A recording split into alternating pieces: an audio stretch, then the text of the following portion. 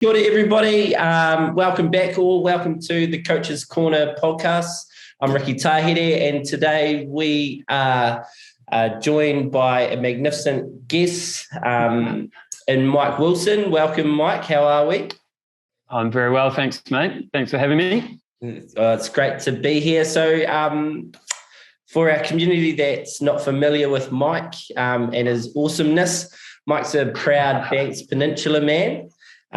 He's got a massive passion for our beautiful game.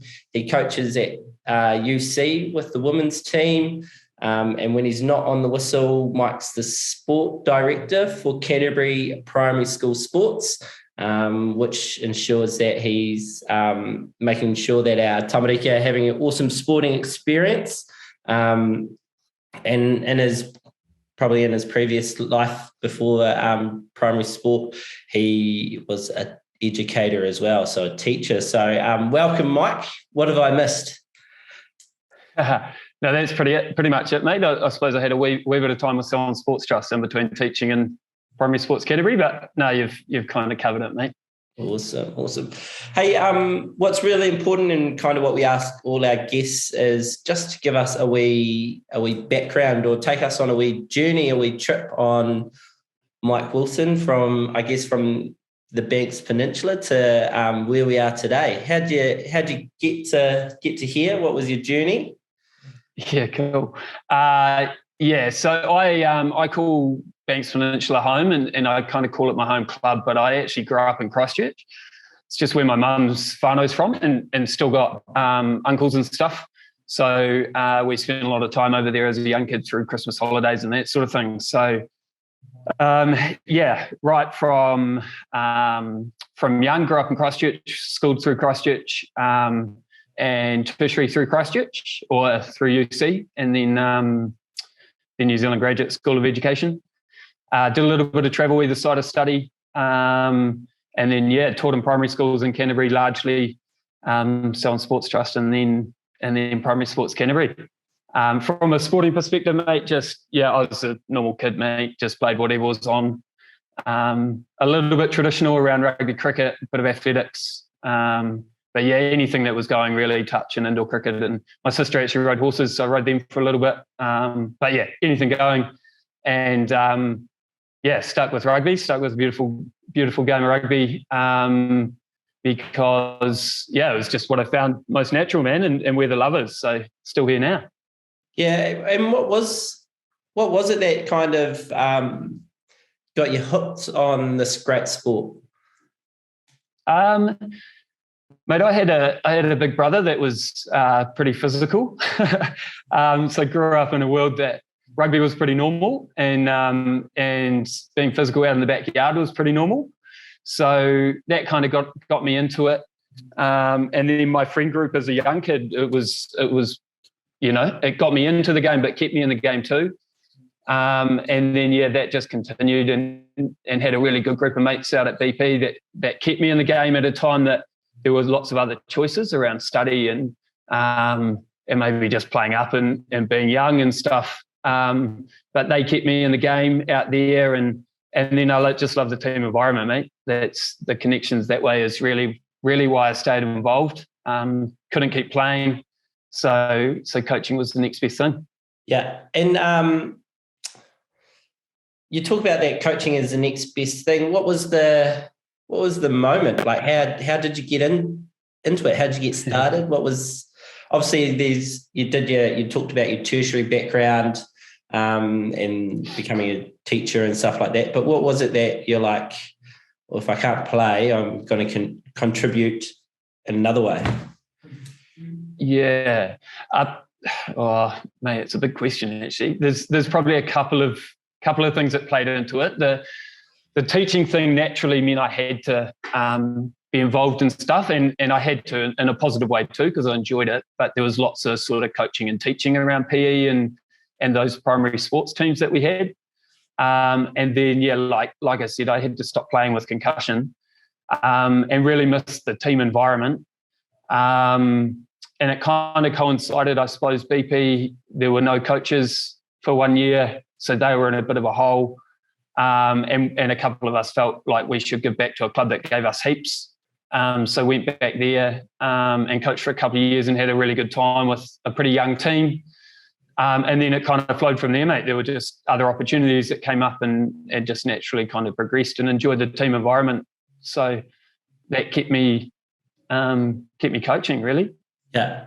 And how important is that giving back? Like you talked about giving back. There was a few of you boys giving back. We've talked prior, like you've helped out by jumping on the board as well of BP. Like it's pretty, like if it's not for or within community rugby, volunteers are pretty much the lifeline of making sure that clubs stay around for the next generation and stuff like that. Like how much of that weighed on your decision to give back, or was it just more of the fact that you wanted to stay in the game and be around your mates? Yeah, I think it was probably both sides. I kind of have this little thing that I actually think selfishness is a positive thing. So don't get me wrong, I'm not martyring myself and just giving back for the good of the club or the good of the other environment. So I get a huge amount out of it myself. I really enjoy the challenge of coaching. I enjoy that, it makes me learn and sort of challenges what I already know and how I can present things and connect to people. And for me, there's nothing more rewarding than seeing people in your environment get better and just achieve things and stuff. So while that's really cool for them, it's selfishly, man, it gives me a lot of satisfaction to be part of those environments. So I think even if not more weighted, and actually it's a really fulfilling thing for me. And it just happens that hopefully I'm adding value and doing things that are good for other people too. Yeah, and I think that's pretty cool that you look at selfish as a positive, but it almost sounds like there's no real ego to it, if you know what I mean. Like it's quite easy to be selfish in a sense of I'm going to do this for me and it's only going to benefit me, but I'm going to do this for me, but my reasoning is it's going to benefit everybody. So it's almost like a little bit of that hybrid of selfishness. Yeah, nice. That's a great way to put it, actually, mate. Makes me feel much better about being selfish. I'm with you. I genuinely hope people see it like that. I would, like to think people see me as a non-ego sort of person, and that, while I have my own aspirations and love getting a W and all that sort of stuff, it's there are way more tangible things that benefit other people that also give me that satisfaction. Yeah, I think that like you say, it's a really important aspect to it, right? Because if we're all out for ourselves, then we quickly get on our own waka, mate, and we're all isolated, right? Yeah, and I've paddled a couple of wakas in my lifetime, and I can imagine that they're going to be very easy if you're doing it by yourself. So true. It's better as a team. No, that's cool. And I also really like the way that you talk about BP and your mates and how important that is of them keeping you in the game as well. Because I think that's really important. In a previous chat that we've had with people, like it's one of those outlets that rugby is just a vehicle to be able to connect with people on a different social level, which is quite cool. Yeah, very much so, man. 100%. That's a huge part of it for me now. It's obviously love my whānau and my girls and stuff, but the way to have my own sort of passion areas and do things outside of the house is it's really important, eh? Yeah, I know, that's cool. Well, I guess there's no better person, or when we were sitting down and discussing this, myself and Josh Bamber, who's going to be cutting this up, as well as a couple of the other team, around the point of these podcasts is to help our community. And it got me thinking around what's important for our coaches, whether they're or parents and athletes that are going to be listening in. Like, what are some important topics or some important information that can help these people grow? And so one part is there's a bit there around ages and stages, and obviously your background in education really lends to that, and obviously your work within the Southern Sports Trust and now with Canterbury Primary School Sports. is I don't think that there's any better people to talk about ages and stages, but what is ages and stages, or what's your definition of ages and stages? And Oh, yeah, it's a huge topic, eh? And I know, mate, I'll contra you there a little bit just because there's heaps of really intelligent people that know a hell of a lot more than me. But yeah, more than happy to share my thoughts. And largely, I suppose, there's heaps of visuals and heaps of kind of flowcharts or diagrams on what age and stage and athlete development and all that stuff is. But I suppose the way I view it is a continuum, a little bit of a continuum. It's not always linear, but a continuum of what development is and how it can be looked at.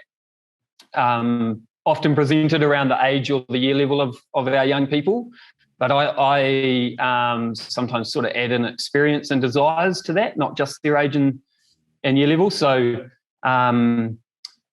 yeah, just that development from really like that true exploration when people are young and don't have a lot of experience, right up to that kind of excellence piece, if you like. There's probably better words, but that stuff when we're really experienced or getting older and have more ability.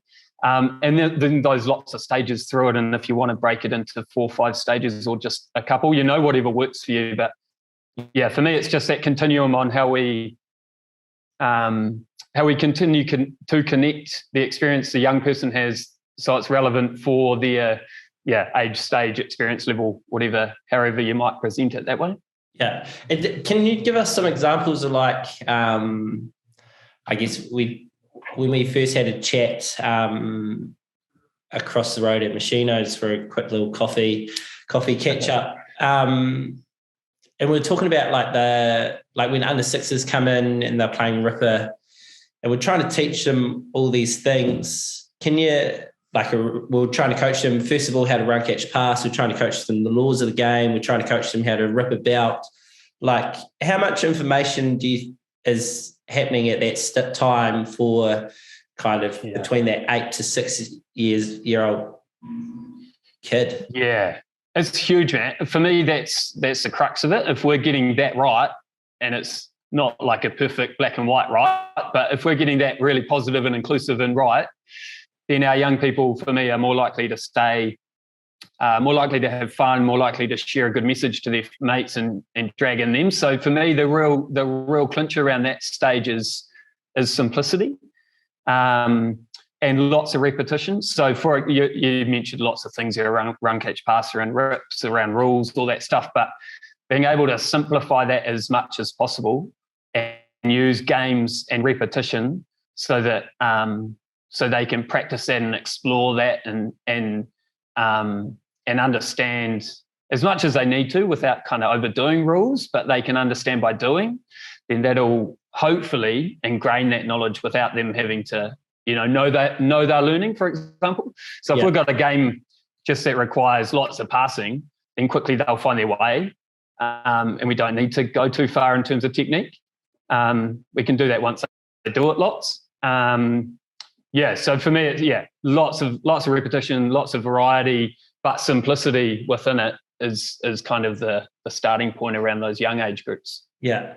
And just in that, you said something really that got me really interested fascinated to kind of pull on, just like that, the importance of technique. Like, how important is technique to you at that age bracket? It's outside of the safety stuff, and I get, when we're not playing contact rugby, when we're playing rip, then that's removed. But outside of safety requirements, I don't care too much about technique or at all, really, because just get them doing, man. It's like I look at to use a different thing, but movement. I look at running and go, we all run subtly differently because we have subtle different bodies, right? So. Yeah. If we try and create a perfect runner or a perfect passer, it might just not fit. So, I think technique's almost irrelevant. It comes in way later when we've already got a skill that we might need to make the skill better. Fundamentals, just get them doing it. They'll find their way, how it works for their body and stuff, and they'll find by exploring as well, and challenge them to try things and do it that way rather than have a technique that you think is perfect, would be my advice. Yeah, I love that, like what you just said there, get them doing. Like, we just had a chat, whenever this is, what we're recording today, but last night with an former SAS commander, and the conversation was around finding success and failure. And I've got a big drive home now from Rugby Park to where I live out at West Melton. And I actually got reflecting on what he was talking about. And a lot of stuff that he was talking about was around resilience. So if you can stay resilient, and I guess why I talk about resilience is when you try something and it doesn't work, you stay resilient to try it again. And maybe you try it a new way or a subtly different way, like you talk about, we're all different, and we're going to try and find a way that works for us. But if we fail, if we allow these young little future rugby players to fail and to stay resilient, they're going to find success eventually, because they're going to be like, oh, that didn't work, but this kind of worked. Is that kind of what we're looking at here with that, is letting them build up that experience in this stage? I also think, I completely agree, mate. And the other side of that is I think it tests their boundaries a little bit. So for me, you don't develop if you don't know your end point. So if you never, like the passing analogy, I suppose, if you're throwing 3-meter passes as you get older and they're always going to the person, that might be like celebrated because there's never an error. But it doesn't mean in a game you can throw a 5-meter pass. So it's kind of that balance, right, that we need to push our young people just to explore their boundaries and try new things and find a new way. And like you say, it'll fail heaps, but it'll also hopefully build a bit of strength of character or build a bit of kind of intrigue, I guess, into how to get better and how to develop it further. So, yeah. I know that's awesome. And so with ages and stages, and I've done obviously a little bit of research myself around this before we jumped on, especially after we left our initial pre-pod coffee. I discussed this a little bit earlier around Richard Bellina's 5 C's model, which is competence, confidence, connection, character, and caring. And with those 5 C's, it creates a positive development kind of set up for the kids. How important do you think, or where should we, in our ages and stages, build competence over confidence, or is it always constantly confidence first and then confidence or competence? Sorry. Yeah, that's a great question, mate. My attitude to it is always, if I'm choosing between the two, it's always confidence. And it's almost irrelevant on age and stage, because I just have this adage: if they're not having fun and they're not confident, then they're not going to come back. Yeah. So they might be the most competent person, but they're not connected and confident around what they're doing, and they're not smiling. So really, what's motivating them to come? And if they're not turning up next week, then there's no engagement and no development. So, I would lean towards confidence all the time, and that really is probably more the fun, inclusive side of it.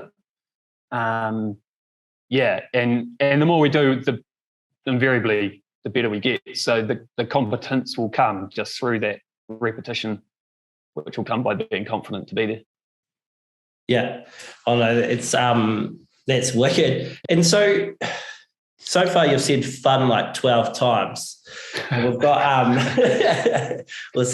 haven't actually properly counted, but it's said a lot. But how important is that in the learning? Like, we're talking to Jimmy Sinclair about it, and he's probably one of the guys that I know that just generates and oozes fun every time he's around. How important is fun in that, or to you, how important is fun in that growth and learning stage of our athletes? Yeah, for me, it's paramount. The whole thing, I suppose, is jargon can be an interesting thing, right? And there's a few other words that I think are important too, but fun's often used because it's easy. But for me, joy's an even stronger word, and meaningful is a really good word too. Because I think sometimes fun, while I still use it, sometimes it can be sort of narrowed and people think it's just about smiling and laughing. Whereas fun, well, like if we use meaningful, it can still look like that really serious learning face or that, really competitive face or whatever as well. It's still meaningful. So connection still happens from other things that aren't just smiling and having fun, I suppose. But yeah, it kind of goes back to that adage in my world. It goes back to that adage around if it's not fun, why would young people continue to do it? Because they're really simple beasts, right? When they're little. Yeah. Assuming mum and dad or whoever, the caregiver allows it, it's a simple thing that they'll do it if it's fun. They'll do it if they feel value from it. So, if we put that first, then they'll keep doing it as a real simple and Yeah, that I like how you said like you use joy and meaningful, because I guess if we do look at fun, it is, or the way that we measure it is laughs, smiles, noise and stuff like that. But that meaningful kind of it almost comes back to making like the trainings, like it's okay to have a hard training or a hard practice as long as it's meaningful and there's a purpose to it. But at everything, there has to be like that level of joy, so that even though it's hard, like we go to the gym, we know going to the gym's hard, but you leave, you feel good about yourself. And so there's a little bit of good that comes out of hard work, not just saying that everybody should. And then I can go out and be like, this is what they said, you've got to be hard work. And it's just like, there has to be, you got to reward them and catch their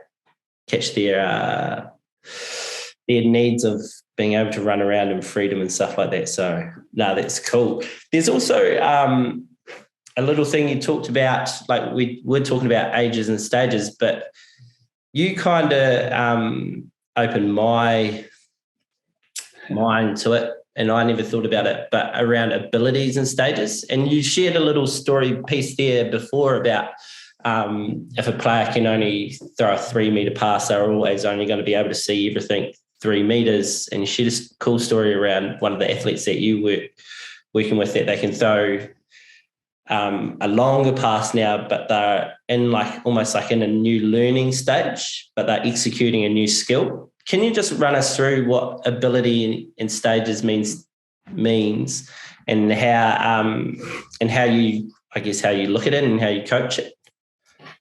Yeah, it's a real challenge if I'm really honest, especially, as you get to larger team sizes or squad sizes and stuff like that.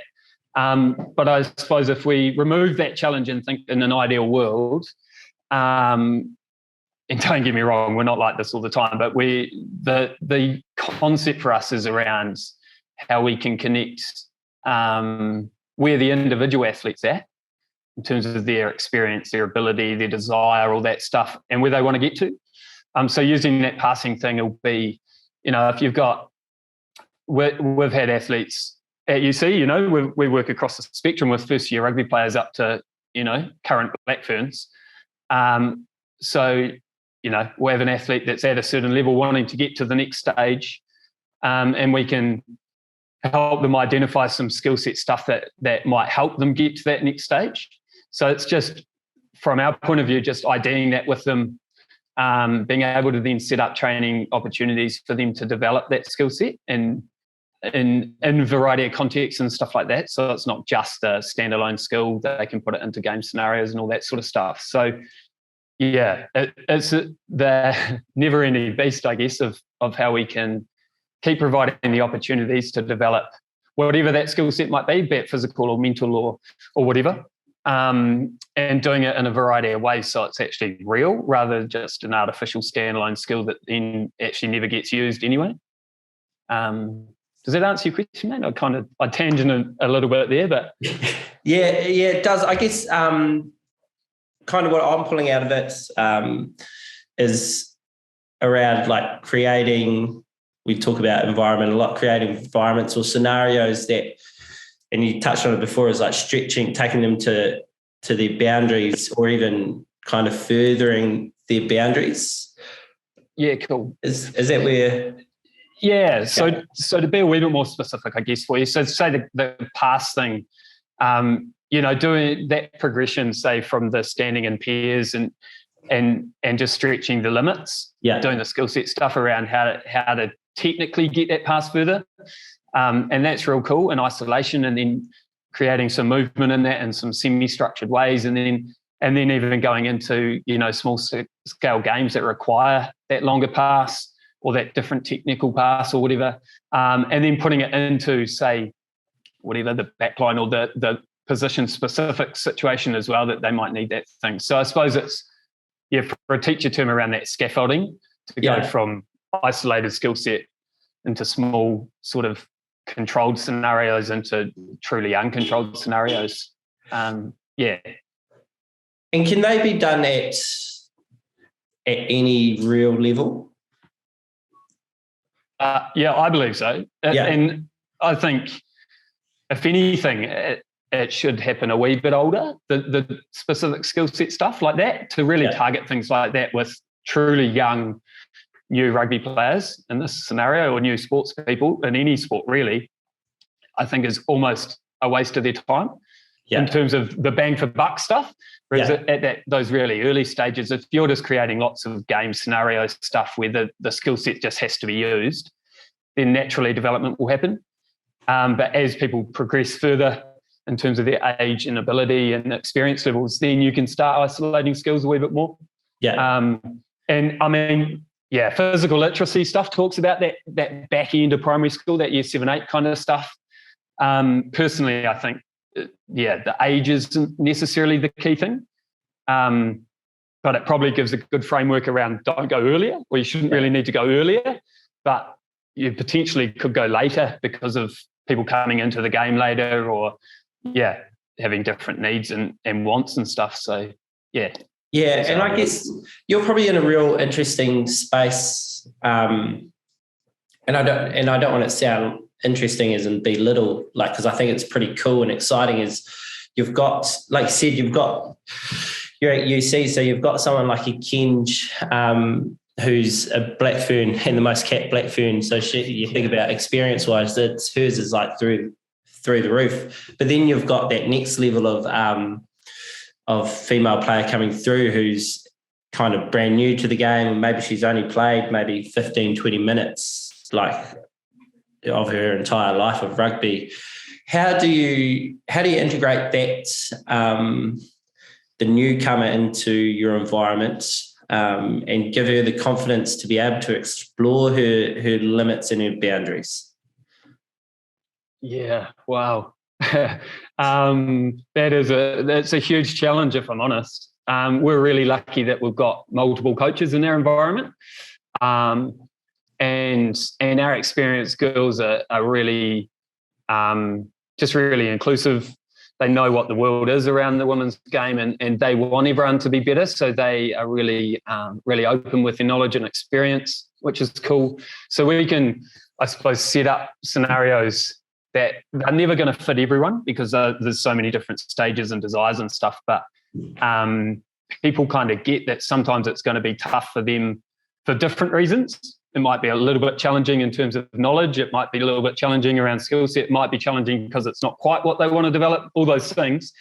But hopefully, we're creating environments that people understand where we're trying to get to as a collective, and all of our commitment individually too, that we're trying to develop everyone individually around their own desires. So, multiple humans is always challenging, but open and honest around our intent is a big start, and hopefully everyone buys into that and can see that honesty and integrity and authenticity around it. But it's always hard, man, and we're playing community sports, so there's limited time, there's limited resource around gear and all that sort of stuff, and lights, and like all those things. So there's lots of outside factors that are challenging, but hopefully keeping the comms and staying honest and open with everyone, and hopefully that works. And I guess like you talk about, like it's a challenge, but I guess you're one of those from times that we've dealt with each other, you're one of those guys that loves a good challenge and loves to get outside the box and start thinking creatively. So how important within ages and stages is something like purposeful practice, like not just doing a drill for doing a drill, or not just doing an activity for doing an activity because I've just seen someone do it, so I'm going to do it. Like, how important is actual purposeful practice throughout ability of stages or ages and stages? I consider it the most important thing. And clarity around purpose for me as a coach, I just find it so valuable too, because you understand why you're there. And if we get purpose as kind of one of our central themes, it also allows us to link to our individuals really well. We understand why they're there. We'll hopefully be able to link that to why we do things.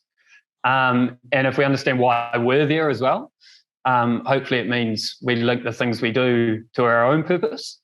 And then that melting pot of them all coming together, right? So that people, hopefully most of the time, it won't happen all the time, obviously, because there's some things we just have to do, but hopefully a lot of the time people will have a direct connection to, say, the activity or the game or the whatever, and we can sort of articulate with each other why that's happening. But yeah, I'd say it's paramount, man. I'm going a wordy for you, but it's the first thing we think of. It provides structure and direction and hopefully good connection for everyone there. And I guess, you're 100% right. Like, I see, even within my coaching, when I first started out, like, I'd just see I'd pick up a drill on what I want to do. I'd plan out a session and I'd just jump on YouTube or something like that, and I'll be like, I'll do this drill. And then we're doing like this run, catch, pass drill, and then I'll see this drill, and now we're doing kind of ball into contact. There was no real clean link between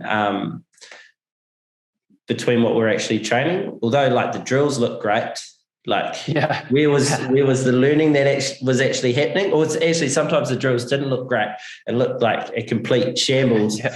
But I felt like I was planned and I knew what I was doing, but actually where was the learning happening? So I'm with you there on the importance of purposeful practice.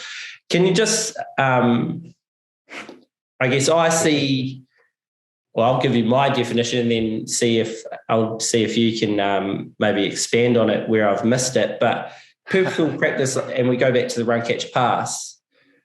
We go in there, we look at, as a coach, we're going in there and we're going to train run, catch, pass. So we've set up a drill or an activity around our focus is maybe 3 things: catching early, shooting the ball across our body, and then hands to targets. And then, so those are the 3 key cues that we're going to be looking for and that we're going to be training. So all our activities are designed for us as coaches to see that in action. So whether that's in a drill, whether that's in a game or a small-sided game that we're doing, to me, that's purposeful practice. Is that, would you have anything to add there, like anything that I've missed? No, that's pretty on the money, man. I suppose I sometimes come from it slightly differently for you, and sometimes I'll think about what outcome do we want in terms of not result, but like what do we want to see the skill set look like, or the whatever, what do we want to see at the end, and then come back from there. But that's not because that's right, that's just sometimes how my brain works. So that would be my other thing around that purpose stuff. Of sometimes it can be that daunting thing of like, I've got to fix the game, and create like the rugby player. It can be such a, because there's so many areas you can run into, right? Simplifying that down too can really help, and go, well, actually, all I want to see is passes in front. So what, 1, 2, like you say, 3. I personally am an advocate of 3s. I love 3s. But 3 maximum. Like, what are the 1, 2, 3 things that are going to get that outcome for us? Rather than like, I want to see this amazing back move that then requires about 20 different things, if not more. So and then like you say, a variety of kind of scenarios and setups so that you can see and then reflect with the players around what that is and how that's going. Yeah, and I guess you're right around the seeing the things and threes. Like it's a lot easier. And I think I know, again, I can only go back onto my experiences of what I've done as a coach, but we're quite quick to, this is what we want to see, but then we start looking for other things as well. And so I think that's, like you said, I've put an exclamation around outcome. So if the outcome is those 3 cues, our hands up, catching early, they're shooting across the body, and then they're finishing hands to target, there's the outcome. But yeah, I'm trying to fix this here, the next thing, and the next thing. Yeah. I think as coaches, that's what we're trying to, we try and fix everything, but then we forget actually our whole purpose around this practice was our catch early, our shooting the hands across our body, and our follow through. Yeah, completely. Yeah. And it's so easy because hopefully we all do it, because I definitely do it, to really target our coaching, but also like appropriately target it and understand that, if we've got young kids, the things that they're going to need, it might only be one thing, rather than those that are older and have the cognitive ability to understand more and retain more. So they might get to 3 things sort of thing. But even our adults, I don't think lots of them want 3 things, There's lots of our community athletes that are just there to have some fun, man. So, they'll do their best and stuff. So it's just that real moving beast of how we can continue to like stay in and focus, I guess, or keep connected to what we're trying to achieve, but also making that connected to the why of the athlete, I guess, or the purpose of them being there too. Yeah, it's that without being too wordy, it's that cognitive bandwidth, isn't it? Like, we talk about, like, we've got, so we go back to the ages and stages. We've got a 10-year-old and we're trying to get them to do decision making, but yet they still can't pass with they still haven't yet managed to pass with their left hand properly. So how much of their bandwidth to be able to focus on executing the skill or executing the right decision at that same time, what's going to get precedence, and then what's going to get the coach yelling or telling me off or feeling like I'm failing off my bet? Or is it going to be making the right decision, or is it going to be making the pass? Or I'm just going to tuck the ball and carry actually and go the safe route. And that's where I think like that appropriateness comes down to it around how we design our training sessions for our age group. Like how important is that? Like, that's huge, eh? Yeah. Huge. And I think as well, because there are those outside influences, like as soon as a game happens and we have a sideline of often enthusiastic, often really well-meaning, but enthusiastic parents, caregivers, supporters, but they're not there to look at, was the decision right? You know, their feedback and encouragement often comes from outcome. It's like, have you made the tackle or gone to space or scored the try? Like those things. So, we get those outside influences that then, provide challenges too. So if we can continue, I think, to have our own clarity around our trainings and make sure that we're set up to give feedback around that clarity appropriately, right? Because it still needs to just be inclusive and fun. Yeah. But if we can really target that, which is such a challenge, that'll provide the best experience, I think, for our young people, and hopefully give them every opportunity to get better, which will be more fun for them. So that cool cycle of, if they're getting better, they feel better and they're more confident, so they keep coming back and they'll keep getting better because they're coming back, and the whole cycle comes again, right? So it's huge, eh? Yeah. And I guess that feel better parts, like how do we make them feel better when doing this? And it comes back to, I guess, that the feedback that we give them as well. And so through all this, how do we structure our feedback, or what is important feedback that we should be giving, or I guess any athlete, like across the spectrum? Like, what is effective feedback? That's it, man. Well, again, challenges right? Because we're humans, so we all respond to different things. I think the one connection point is the high majority of us, or all of us, kind of love positives, love supportive, positive stuff that's connected to actually our purpose.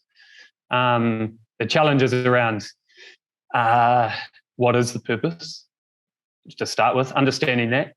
Making that positive stuff like genuine and authentic, I think, is important. And I think realistically specific is kind of important. You know, the value of the good stuff and the well dones diminishes. I think the impact of that probably diminishes over time a little bit if that's all that people get.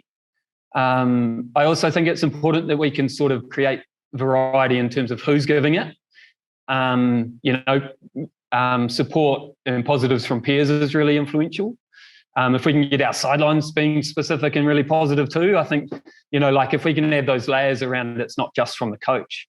It means, I suppose, that the whole environment's less reliant on the coach itself.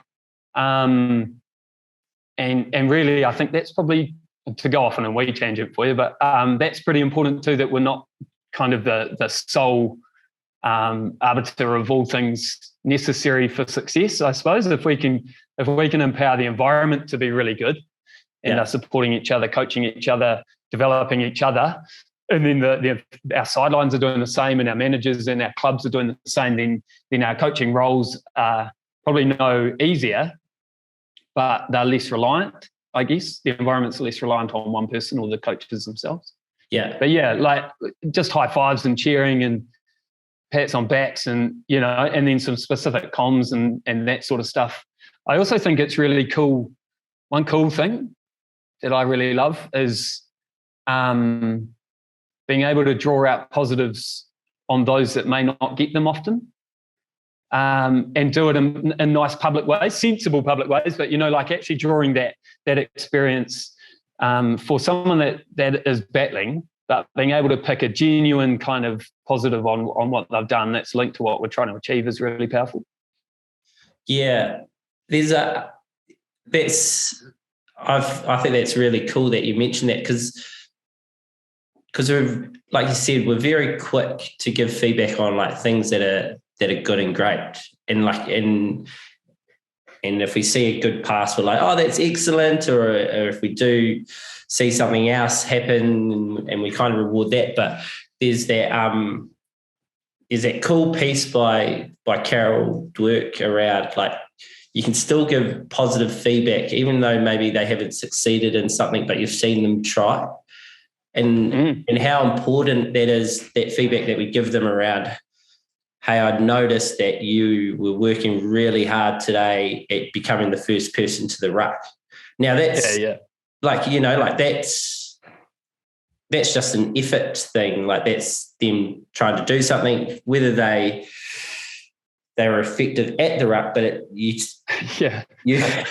know what I mean? Like you reward 100%. Them on their effort. And so then the flow-on effect is that it's like, okay, well, I can do that. Like, that's real easy. Like, and they've already said that they've done that. What's something else that I can do there? And it's like, then you can move on. It's like, I noticed that you're maybe you don't go down the same route again. It's like, oh, you're working really hard at actually getting down and cleaning out. Or, hey, I observed today that you did 3 really great clean-outs. Like, you've been working real hard on that. That's awesome. Yeah.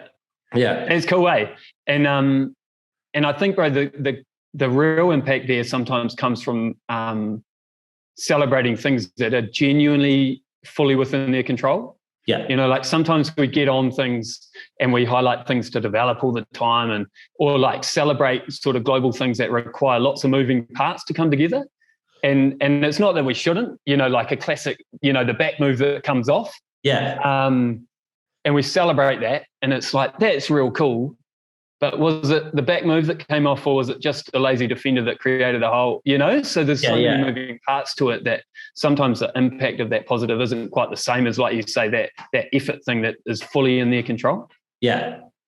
So like, although they scored the try, and that's awesome, but what about, like, was there any footwork, or was there the turn of speed? It's just like, the way that your turn of speed in that play was outstanding. And they're like, oh, what about the finish? Exactly.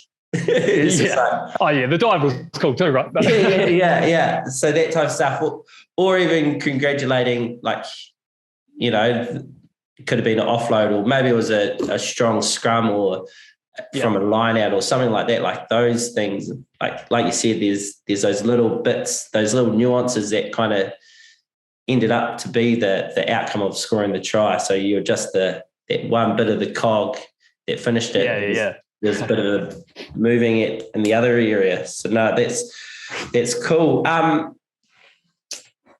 guess, so we're talking about the ages and stages and the ability and stages, but when you're out and about, or even definitely when you're out and about, what does learning look like to you? Like if you're out there, you roll into a primary school or even just on a training field and you're just like... that's a big topic, eh? For me, I suppose it probably links back to that whole learning looks really messy. It includes lots of errors. Probably includes quite a few frowns or like potential little moments of disgruntled disengagement. But also the flip side, it includes lots of fun and smiling and having, laughing and those things too. But I don't think it's quite that beautiful environment that we would love it to be, because that's nice and safe and easy if it's always smiley and happy and a nice sort of linear progression through and we're getting better all the time. So just the to be a little bit non-committal, right? But that whole understanding that it's okay to be kind of dark and troublesome for a while and all those sorts of things. And that classic, like going into the pit before we get out, I suppose is something that I always visualize, that if we're not ever troubled, that if I go back to the passing thing, if we're not ever pushed beyond our 3 meter limit, are we genuinely learning anything, or are we just continuing to be good at what we're good at? Embrace a challenge is kind of my thing around learning. And we all humans kind of respond to that a wee bit differently. So that is a challenge, but don't expect nice, beautiful, linear, pleasant environments, I guess, if you're truly in a learning phase, which we all are always. Yeah, I like how you said it's messy, because I think I'm of the same opinion. I don't want to kind of echo everything that you're saying, because it's you're banging out some absolute belters today. But learning is messy, and I think in rugby or sport in general, like especially team sports, I don't know too much about individual sports. I was never that skillful or had the patience to be an individual sports person, but definitely in team sports, it's messy because there are so many different. In rugby, there's 30 people on the field, plus a referee, plus 2 coaches on either side of the.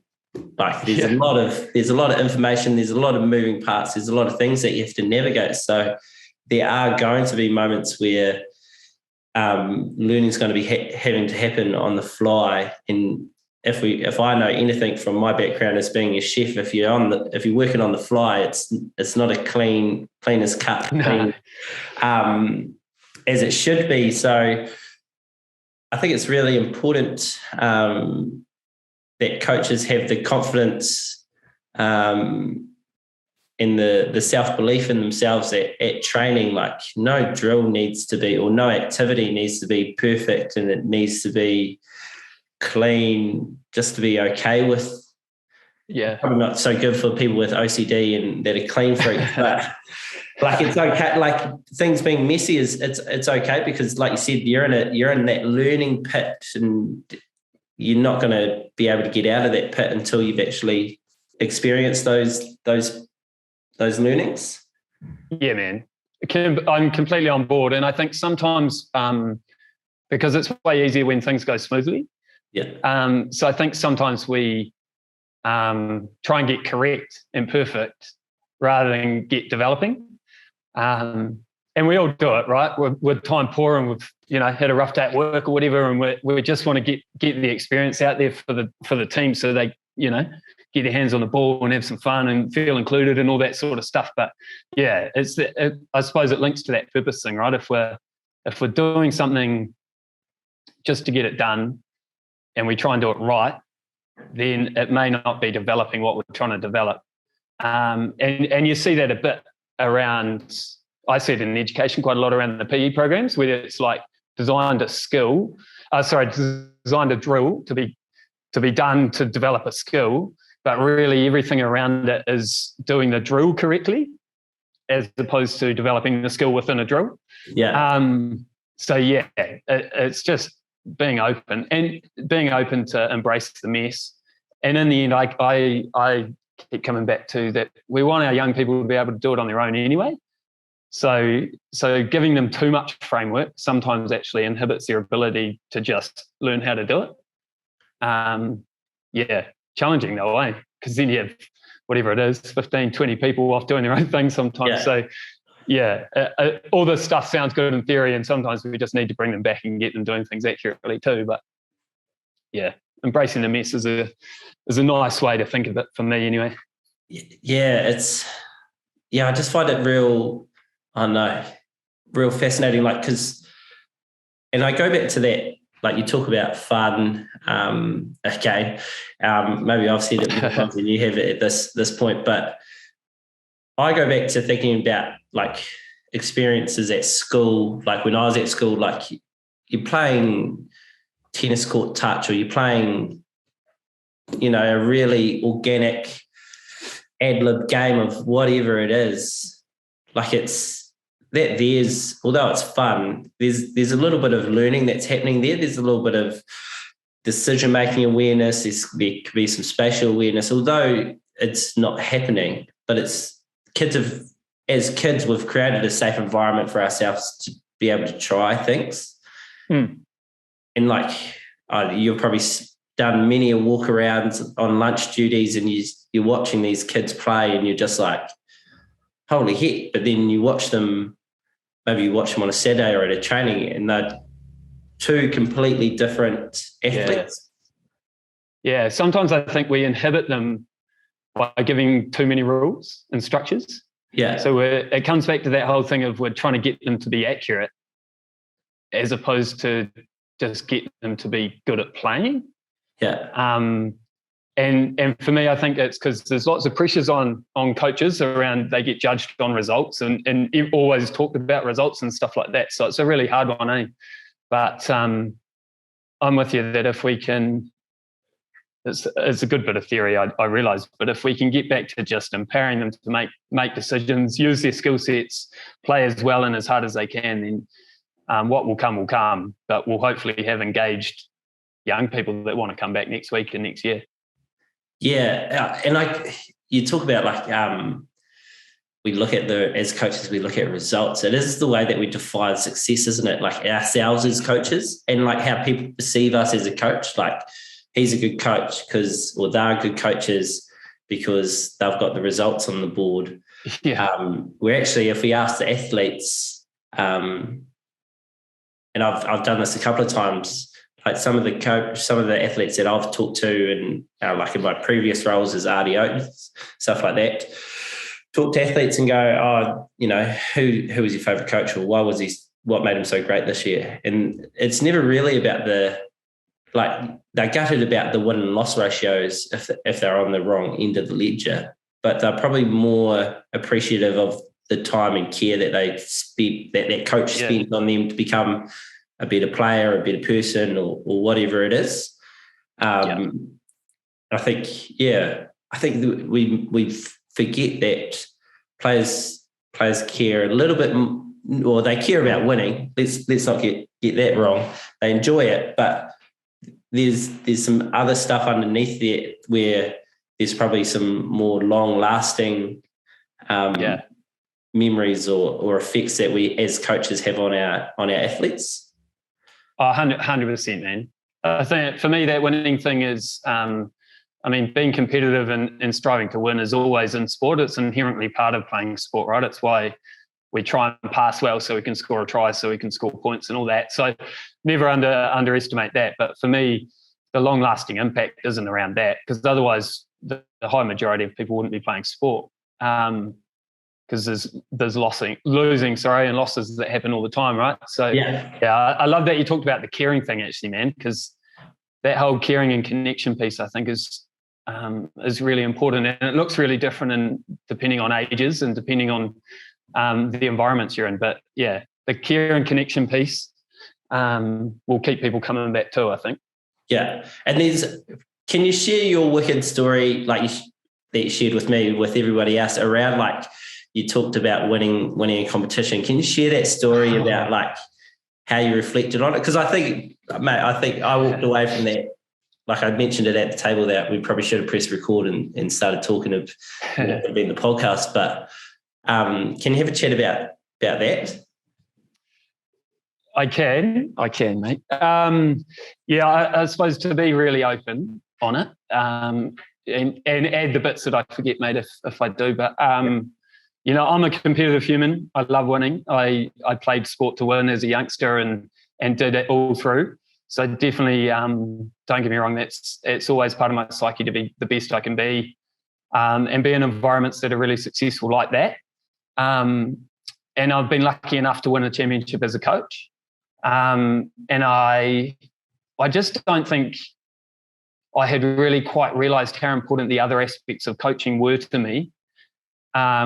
Until that moment, like I knew connection and being part of team and stuff was important, and learning and all that stuff. But there was this moment after winning that championship that I genuinely loved it. It was a fantastic day. The team played amazingly, all that stuff. It was really cool, and the result was cool. But I had this wee moment of self-reflection, I suppose, and it wasn't long after, maybe 15, 20 minutes, half an hour after, where I was like, kind of like, that's the result of this game today that we, in my opinion, like thoroughly deserved. It was amazing that everything went well and that happened. But I then just reflected on other aspects of that season and seasons before that I still held on to, that kind of had as much power and created or evoked way more pride in me than just the result on that day. And I think I shared a few of those stories from within that season that, like, without trying to be too soppy or anything, but genuinely actually got me really moved around a greater connection to purpose and why I was there and stuff. And that was just kind of the icing on the cake rather than the cake itself. And then I've coached that we haven't won championships and I've lost finals and stuff, but I'm still really proud of those teams. So yeah, I just having that moment after actually winning a championship probably just reinforced the value and the importance of all those other aspects of what coaching is and the impact coaching has. And a good reminder, right, that if you're only there to win a championship, then you probably won't be around very long, because unfortunately not many of us win championships. It was a crazy realization actually. But yeah, I suppose it's a good thing to go through too. Yeah, and I think it's a cool, like what I really enjoy about that story that you shared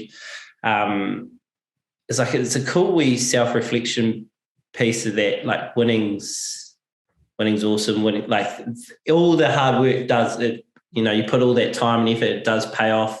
When it pays off, it's great. But then there's a guy called Tim Grover, and he's got this book out called Winning, and he says is once you've won, like that, it leaves you. Yeah. And then what are you left with? So it's actually whether you won, that's cool. You've got you've carved your little totem pole or your little Poe in your coaching buddy, but you've left your mark, but it's gone. It's because then your focus then goes, okay, well, we have to win again next. Like, we have to go again. It was a cool thing. Year. So it's real cool. Like you keep talking about that, how important that whole purpose of what we're actually doing as coaches is more important than the winning. Not taking away that discrediting winning it isn't important, because we are here to compete. But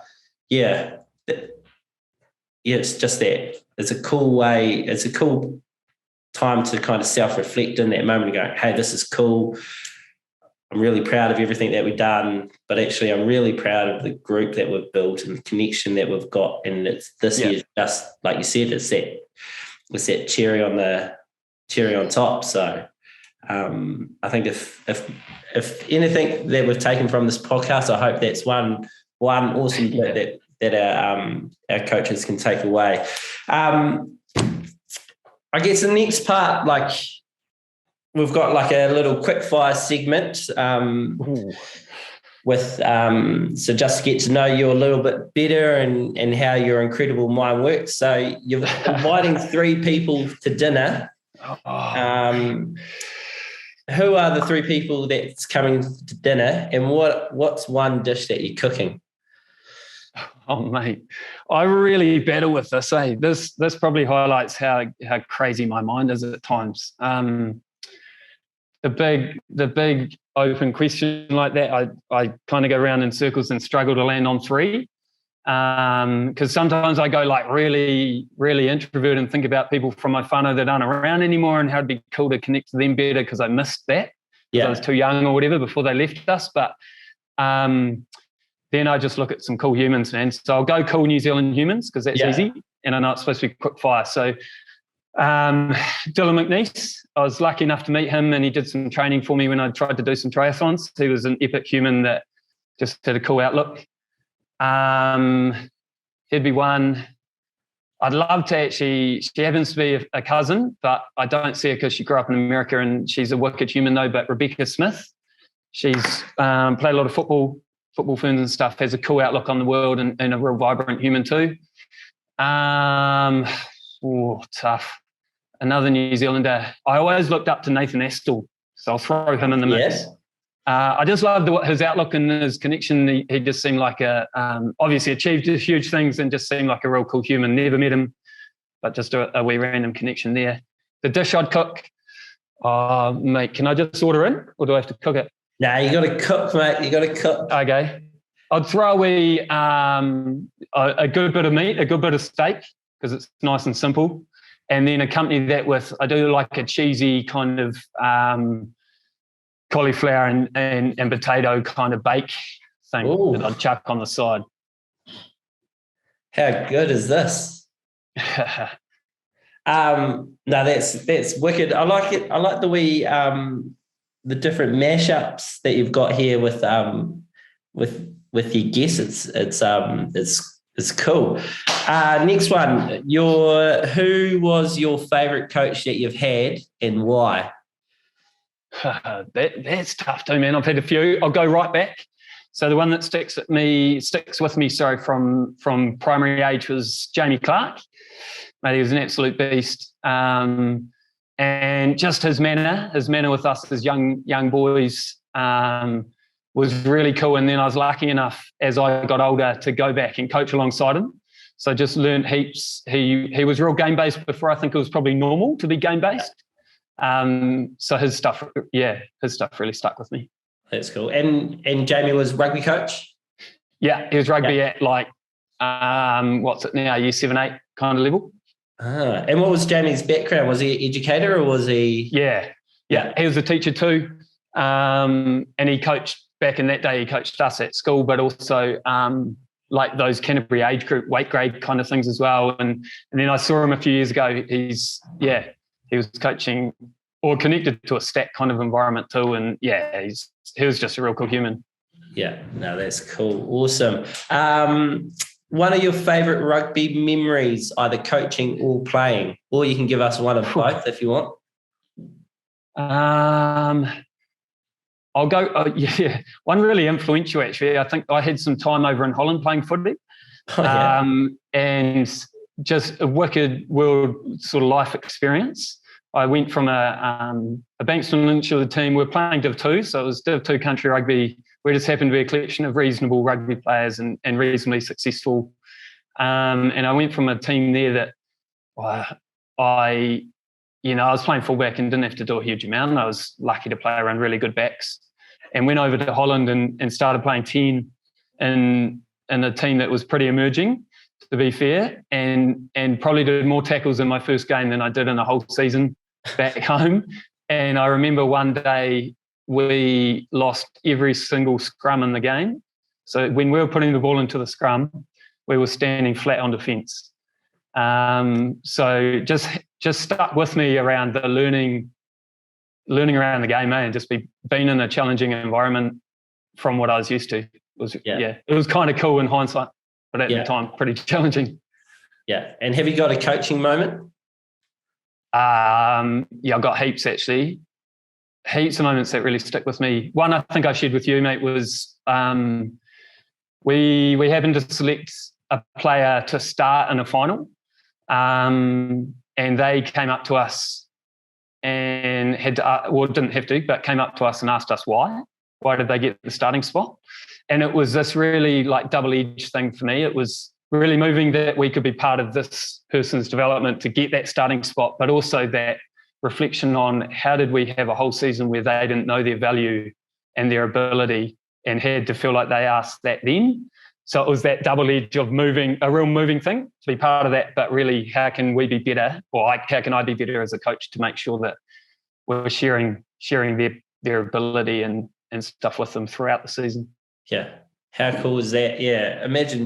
I can even imagine that, how I'd react to, I know it's quick fire, but yeah, a player coming up to me and being like, hey, have you got this right? Like, am I supposed to be in this jersey? And you're like, yeah, pal. That's it. And that way round, like obviously people get disappointed missing out on a starting spot, but having it for someone that was in it was really powerful. Right? Yeah, how cool is that? What is one bit of advice you'd give a young Mike starting out on his coaching career? There's heaps of advice, man. I've learned so much just by being part of environments. So just be really open. Keep your eyes and ears open. Keep trying new things, and just listening and looking so that it continues to connect to the people in front of you. Yeah, awesome. That's great advice. What's your go-to drill? You've got training tonight, maybe, or you don't have training tonight, but if you did have training tonight, what's your go-to drill that you're gonna chuck out there, or activity? It can be whatever you got. Stolen off Jimmy actually, and he's probably stolen it, no doubt. But I love a bit of beach touch. So the old overloaded, or 4-on-3, whatever, just continuous game. Yeah, test the skill set, test the lungs and heart rate. Nice and easy. Yeah, no, I think I've seen you run that a couple of times when I was watching you do the first 15 for Lincoln back in the day. So yes, and the last question, mate, you've been an outrageous guest. What does being a coach mean to you? Oh man, quick fire. I don't know about quick fire. It means heaps, mate. I just genuinely love being connected to a team. I love being part of a team. I feel like it's just a real privilege to be in those positions of a group of people that are trying to come together to create an environment where they can achieve their goals. It's hugely powerful. And the social connection from it is the big deal. So it's just all about team and connections. Yeah, no, that's awesome. Well, hey, mate, look, again, thank you so much for being so generous with your time today. And not only today, even the pre-pod coffee that we caught up with, which I think we for a couple of hours. But it's always awesome to chat with you, and I'm sure that our listeners and people that have tuned in are frantically writing down notes or taking a couple of bits to use in their environment, mate. Like I said, I can think of a better person to talk about ages and stages than somebody that's been a teacher. He's coached first 15, now they're coaching at senior Premier Women's level, and you've obviously travelled the world with your rugby and stuff like that. It's you've been an epic person, and being real awesome to have you on. Thanks, mate. It's been a pleasure. It's cool to be part of the coaching fraternity actually, and get out on the grass with others and steal ideas and learn off others. So it's it's good to chat, and yeah, hopefully my randomness is connected in some way. No, we embrace it. We embrace the randomness. Effort. Awesome. Well, cheers, Mike, and yeah, we'll catch you around the traps soon. Perfect. Thanks, mate. Cheers, mate. Bye.